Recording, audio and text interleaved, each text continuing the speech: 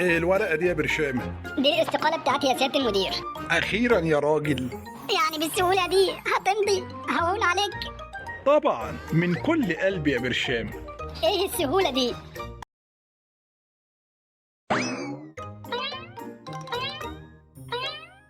ثانية واحدة ما توقعش يا سيادة المدير. استنى يا حموكشة، انت مش عايز يوقع ليه؟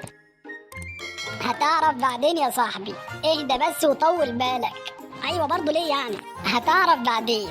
وادي الورقة اهي، همضي لك على الاستقالة بتاعتك يا أستاذ برشامة.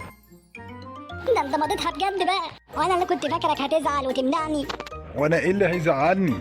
أنت جايب الاستقالة بنفسك، وده معناه إنك واخد قرار، وأنا ما أقدرش أمنعك. إحنا عندنا في الشركة هنا مش بنطبطب على حد، اللي عايز يقعد وياكل عيش أهلا وسهلا بيه، واللي عايز يمشي مع السلامة. ده دي اخرتها يا علم يا ظلمة، حسبي الله فيكم. مساء الخير يا فندم، يا رب حضرتك تكون بصحة جيدة وفي أحسن حال إن شاء الله.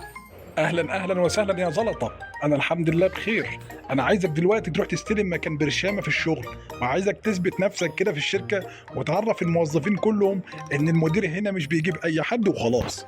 أوي يا فندم، من عينيا حاضر. أنا دلوقتي عايز أفهم حاجة، أنت مين قالك تروح تقدم استقالتك؟ مش كنت تاخد رأيي في الأول؟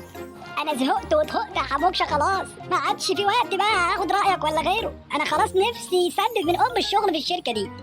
وبعدين أنت يا بوز الفقر أصلا اللي وصلتني للمرحلة دي. أنا برضه يا برشامة اخص عليك يا صاحبي، ما كانش العشاء. المهم يا سيدي، خلينا في المصيبة اللي احنا فيها دلوقتي. أنت دلوقتي قدمت استقالتك، والمدير ده مش بيستنى ولا بيسمى على حد، أكيد دلوقتي هيجيب حد يستلم مكانك الشغل. وانت دلوقتي هتروح فين؟ انا ماليش حد غير ربنا هو اللي هيقف معايا، وان شاء الله اكيد هلاقي شغل احسن من هنا. انا مش عايزك تقلق خالص، انا عندي حل هيخليك تقعد في الشغل. بجد؟ طب هتعملها ازاي دي؟ مالكش دعوة، سيبها عليا. انت مين وايه اللي دخلك المكتب بتاعي؟ انا زلطة، الموظف الجديد اللي هيستلم مكانك هنا. تستلم مكاني هنا؟ هو انا لحقت امشي عشان تيجي تستلم مكاني؟ انتوا ما صدقتوا خلاص؟ دي اوامر الرئيس وانا ما اقدرش اخالف اوامره. اوامر الرئيس؟ شكلك كده مطبلاتي، علشان كده وصلت للمكتب بتاعي بسرعه. احترم نفسك احسن، والله مش هيحصل خير. ايه اللي هيحصل يعني اكتر من اللي حصل؟ انا ما يهمنيش حد. اهدى يا برشام اهدى، كل حاجه هتتحل بس بالهداوه. هداوه ايه بس يا حموكه اللي انت بتتكلم عليها دي؟ ده مش محترم ان انا لسه ما مشيتش مع المكتب وحاطط له صورته. والله المكتب بتاعي واعمل اللي انا عايزه فيه، وانتم هنا ضيوف عندي. ضيوف عندك يا روح امك، ده انت انا اللي ضيف عندنا هنا. عارف لو ما احترمتش نفسك اقسم بالله اخش فيك السجن. عموما حسابك لسه ما خلصش معايا انت والمدير بتاعك.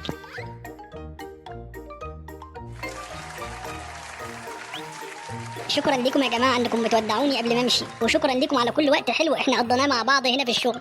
لا احنا بنحتفل عشان انت ماشي، مش بنودعك.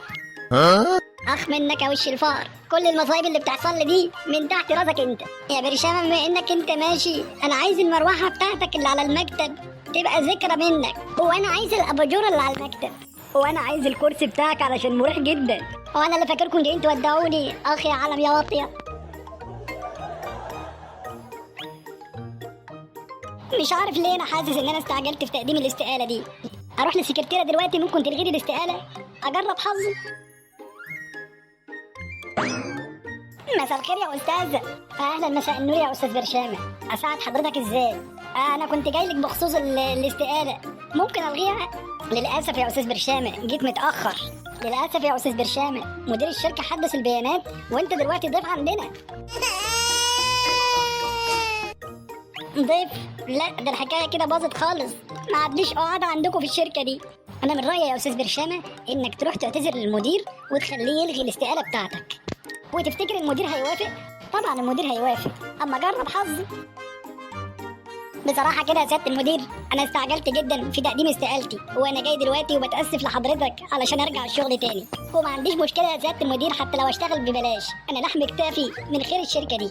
في أرخص من كده يا برشامة؟ ارخص من ان انا اشتغل ببلاش؟ بصراحة كده أيوة في. هو ده فين بقى يا سياده المدير؟ تعالى يا حماصة. مساء الخير. هو ده. ايوه هو ده. عندك انا مثلا يا استاذ برشامه، انا هدفع للشركه هنا علشان خاطر اتعلم. انت بتقول ايه؟ زي ما سمعت كده يا استاذ برشامه. لا انا هستأذن بقى يا سياده المدير. استنى يا برشامه. عرفتوا بقى انكم محتاجيني؟ لا، انت فهمت غلط. امال ايه؟ نسيت تسلم كوبايه الشاي بتاعتك، دي عهده من عهد الشركه.